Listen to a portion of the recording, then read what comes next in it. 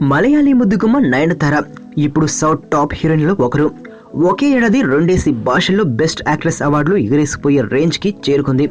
ఇది ప్రొఫెషనల్ గా ఆమె సక్సెస్ అయితే ప్రొఫెషనల్ విషయాల్లో నయనపై చాలానే రూమర్స్ వస్తున్నాయి. వీటిపై ఏనాడో నయన్ స్పందించిన దాఖలాలు లేవు.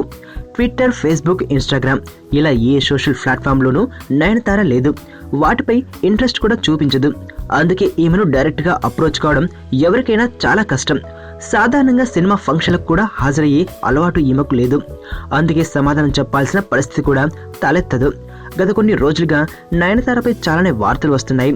హైదరాబాద్లోని ఓ స్టార్ హోటల్లో నానా రచ్చ చేసిందని, కాస్ట్లీ ఆర్టికల్స్ని బద్దలు కొట్టేసిందని, ఈమెను ఇంత కోపంగా ఎప్పుడు చూడలేదని ఇలా రకరకాల న్యూస్ వచ్చాయి.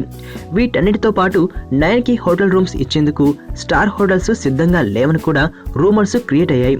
అయితే టాలీవుడ్లో అడుగుపెట్టినప్పటి నుంచి హైదరాబాద్ వచ్చినప్పుడల్లా నయన్ ఒకే హోటల్లో ఉంటుంది. సింపుల్గా చెబితే నయన్కి హైదరాబాద్ హోమ్ అదే అన్నమాట. ఆ హోటల్ వారితో నయనతారకు కానీ ఈమెతో వారికి కానీ ఇలాంటి ఇబ్బందులు లేవని తెలుస్తుంది. ఇంత హంగామా నడుస్తున్నా ఆమె స్పందించకపోవడానికి కారణం నయన్ స్టెబిలిటీ. అయినా ఇలాంటి వాటికి కూడా రియాక్ట్ అయితే నయనతార ఎందుకవుతుంది లేండి.